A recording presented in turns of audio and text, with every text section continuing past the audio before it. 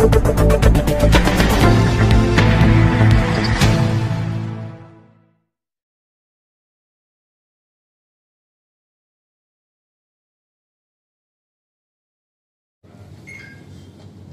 आंबेडकर यांची जी वंचित बहुजन विकास आघाडी जी आहे त्यांच्याबरोबर आमच्या 5 ते 7 बैठका झाल्या. 3 बैठकीत आम्ही स्वतः हजर होतो. आम्ही दोन्ही पक्षाने असं ठरवलं होतं की 48 पैकी आवश्यकता पडली तर आपण 10 जागा त्यांना देऊ आणि 38 मध्ये आम्ही आमच्या जागेचं वाटप करू. पण विरोधी पक्षाच्या मताचं विभाजन होता कामा नये ही भूमिका आम्ही आघाडीच्या बाबतीमध्ये आम्ही स्वीकारली. कारण आम्ही 2014चे आकडेवारी घेऊन आम्ही अभ्यास केला. सगळ्या काही प्रमुख लोकांनी एकत्र बसून त्याचं डिटेल सांगत नाही तुम्हाला, पण अभ्यासांती असं लक्षात आलं की 35, 38, 36% मतदान पडून यांची सत्ता केंद्रात आणि राज्यामध्ये आली आणि 60, 62, 63% मतदान विरोधात जाऊन ती माणसं अल्पमतामध्ये राहिली. ही वस्तुस्थिती आहे. म्हणून मताचं विभाजन होऊ नये किंबहुना त्याचा फायदा त्यांना होऊ नये आणि आपण एकत्र आलं तर आपण 2 पावलं मागे पुढे सरकू आपण, अशा प्रकारचा निर्णय आम्ही घेतला. मग आंबेडकरांनी आम्हाला सांगितलं ठीक आहे आम्ही उद्या सांगतो, परवा सांगतो. परत म्हणाले की मला तुमच्या वरिष्ठ नेत्यांशी बोलायचंय. मग वरिष्ठ नेत्यांशी पण आमच्या हायकमांडशी पण त्यांचं बोलणं झालं. पण नंतर आमच्या लक्षात असं आलं, एक दिवशी एका मिटिंगला सकाळी 11 वाजता आम्ही 4-5 जण मिटिंगला असताना भुजबळ साहेब पण आमच्या बरोबर होते आणि ऑल ऑफ सडन त्यांनी सांगितलं की मला आता 22 जागा पाहिजे. 22 जागेच्या खाली मी जागा घेणार नाही.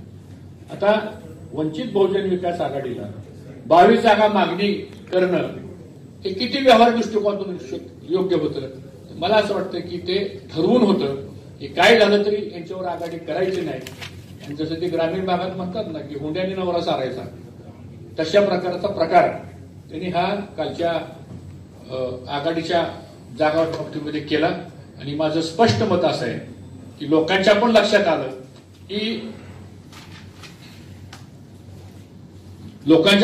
आलं की हे 22 जागा मागतात म्हणल्यानंतर हे काहीतरी वेगळं षडयंत्र आहे आणि कोणाच्या तरी सांगण्यावरून एक पार्ट 2 म्हणून किंवा पार्ट बी म्हणून हा आघाडी काहीतरी काम करते असं चित्र लक्षात आलं. आणि आता हळूहळू महाराष्ट्रातल्या सामान्य माणसांपर्यंत सुद्धा हे गोष्ट पुढे गेलेले.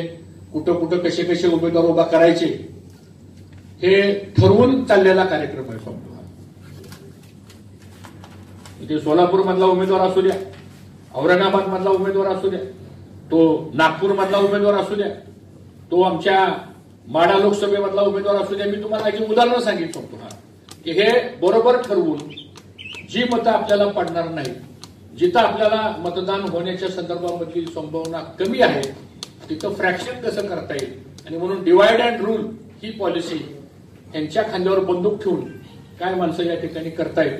आणि मला असं वाटतं की हा मेसेज हा सामान्य माणसांच्या पर्यंत स्पष्ट केलेला आहे. काँग्रेस राष्ट्रवादीची एवढी ताकद असताना हे 22 जागा मागणं याचा अर्थ सरळच आहे. आणि अजूनही आम्ही शेवटपर्यंत प्रयत्न करत होतो की अकोल्याला तुमचा उमेदवार असू द्या, आमचं काय म्हणणं नाही. अजून तुम्ही आम्हाला सांगा कुठल्या ठिकाणी तुम्हाला द्यायचे. परंतु नंतर मग त्यांनी तिकडे चर्चा करायची आणि तिकडे मात्र त्यांनी जिल्हावाईज दौरे सुरू केले आणि 10-12 ठिकाणी त्यांनी उमेदवार पण जाहीर करून टाकले. मग आमच्या लक्षात आलं की हे पार्ट बीचा कार्यक्रम आहे, त्यामुळं ह्याला काय आपण फार आता सिरियसली घ्यावं असं मला वाटत नाही. आणि म्हणून या पत्रकार परिषदेच्या माध्यमातून मला आमच्या औरंगाबाद जिल्ह्यातल्या सर्व आमच्या सहकाऱ्यांना या माध्यमातून सांगायचंय की हाच एक निवडणुकीमधला सुद्धा ह्या भागातला एक महत्वाचा मुद्दा आहे आणि त्याच्याबद्दल थोडंसं आपण अधिक प्रकाशाने त्या ठिकाणी आपण मांडण्याची गरज आहे. ओबीसीसाठी स्वतंत्र मंत्रालयामध्ये काय चाललंय वगैरे आता बऱ्याच गोष्टी आहेत माझ्याकडे खूप टिपणे, परंतु इतक्या वेळ जास्त आपल्याला बोलणं पण मला योग्य वाटत नाही. अजून एक गोष्ट सांगून मग आपण प्रश्न विचारू शकता. आज औरंगाबादची जी काही लोकसभेची जी जागा आहे ही आघाडीचे उमेदवार सुभाष झांबड यांचा प्रचाराकरता मी आलो. काल गंगापूरला आमची रॅली झाली, सभा झाली, रात्री पण आम्ही बऱ्याच लोकांशी भेटलो, आज सकाळी पण बऱ्याच संघटनेशी आमची चर्चा झाली. एकंदरीत आता अंडर करंट दिसतोय या मतदारसंघामध्ये. गेले 20 वर्ष जे खासदार आहेत ते शिवसेनेचे खासदार आहेत. 20 वर्षामध्ये पार्लमेंटमध्ये कधी 20 मिनिटं सुद्धा त्यांचं भाषण मी ऐकलं नाही. 20 वर्षामध्ये एकही असा कुठला नवा प्रकल्प, 20 वर्षाचा कालावधी लहान नाही. आणि या 20 वर्षाच्या कालावधीमध्ये 10 वर्ष तर त्यांची सत्ताच आहे. म्हणजे चंद्रकांत खैरे खासदार असल्यापासून दिल्लीमध्ये 10 वर्ष आमचं युपी होतं आणि 10 वर्ष त्यांचं आहे. त्याच्या मागची अटल बिहारी वाजपेयी साहेब असतानाची 5 वर्ष आणि आताची 5 वर्ष. मग एवढी तुमची 10 वर्ष सत्ता दिल्लीत असताना तुम्ही 2 टर्म आमदार होता. त्यावेळेस 5 मंत्रिमंडळात तुम्ही होता, महाराष्ट्राच्या मंत्रिमंडळात. मग आता एवढा मोठा सत्तेचा काळ असताना सुद्धा माझा सवाल आहे या पत्रकार परिषदे निमित्ताने की एक तरी काम तुम्ही या शहरात केले का दाखवा. या उलट या शहराच्या अधोगतीला ते जबाबदार आहेत असा माझा स्पष्ट आरोप आहे. पिण्याच्या पाण्याची काय अवस्था आहे ते तुम्ही सर्वजण जाणताय. मी तर बाहेरचा माणूस आहे, पण तुम्ही तर स्थानिक आहात. इथं घनकचऱ्याच्या बाबतीत तर औरंगाबादचं नाव म्हणजे इंटरनॅशनल लेवलला गेले सांगतो. हे काही शोभनीय आपल्याला. ही जबाबदारी कुणाची आहे? आज इथं सिडको असेल, आज इथं लॉ कॉलेज झालं असेल, आज इथं कॅन्सरचं हॉस्पिटल झालं असेल, आज या शहराला एक औद्योगिक स्वरूप देण्याचं काम कुणी केलं असेल. स्वर्गीय विलासराव देशमुख असतील, शंकरराव चव्हाण साहेब असतील, पृथ्वीराज बाबा असतील, अशोकराव चव्हाण असतील, जकेरिया साहेब असतील, किंवा अशी कितीतरी नावं सांगता येतील मला. आणि आपणही साक्षीदार आहे सगळे ह्या गोष्टीचा. आणि म्हणून आज जे औरंगाबाद आणि हा परिसर जो दिसतोय हा केवळ आणि केवळ त्या काँग्रेसच्या विचारामुळे दिसतोय आपल्याला. काही जायकवाडीचा विषय सांगतो. जायकवाडी कुणी आणलं? आज ह्या लोकांना आम्ही आणलेल्या धरणामध्ये ह्यांना पाणी सुद्धा आणता येईल, आणलेल्या पाण्याचं नियोजन ह्यांना करता येणं संपूर्ण. आणि म्हणून हे सगळं चित्र जर बघितलं आपण तर बदल अटळ आहे. आणि मला विश्वास आहे की या जिल्ह्यातला मतदार अतिशय सुज्ञ आहे आणि कोण कशा पद्धतीने काम करतंय आणि कोण भविष्यामध्ये आपल्याला न्याय देऊ शकणार आहे याचा गांभीर्याने विचार करणार आहे. काँग्रेस पक्षाचा जो जाहीरनामा प्रसिद्ध झाला त्यातली एकच गोष्ट सांगतो. 5 कोटी लोकांच्या कुटुंबाला वर्षाला 72,000 रुपये देण्याची जी घोषणा आमचे नेते राहुल गांधींनी जी केलेली आहे.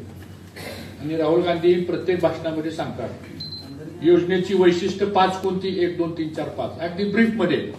आणि ह्या योजनेकरता लागणारा 3.5 लाख कोटीचा निधी आम्ही आणणार कसा तेही त्यांचा अभ्यास करून सांगितलं. लोकांच्या मध्ये मात्र एक उत्सुकता आहे की नरेंद्र मोदी फक्त आश्वासन देतात, पाळत नाहीत. राहुल गांधी दिलेला शब्द पाळतात. हे एक नाही 5 राज्यामध्ये आपल्याला अनुभव आला. मग तो मध्य प्रदेश असेल, राजस्थान असेल, छत्तीसगड असेल, पंजाब असेल, कर्नाटक असेल वगैरे. ही परिस्थिती आता महाराष्ट्रामध्ये लोकांच्या मनात निर्माण झालेली आहे. आणि म्हणून मला या निमित्तानं सांगायचंय आज आमच्या पक्षामध्ये सगळ्यांना एकत्र घेऊन आता या निवडणुकीची प्रक्रिया सुरू झालेली आहे. काँग्रेस पक्षाची ताकद तळागाळापर्यंत रुजली गेलेली आहे.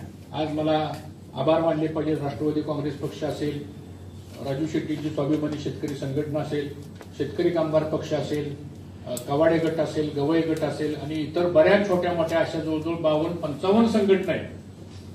या सगळ्या संघटनेनं आज काँग्रेसच्या उमेदवारांना, राष्ट्रवादी उमेदवारांना या ठिकाणी पाठिंबा दिलेला आहे आणि त्याच्या निश्चितच आपल्याला यश मिळेल एवढंच या ठिकाणी सांगायचंय.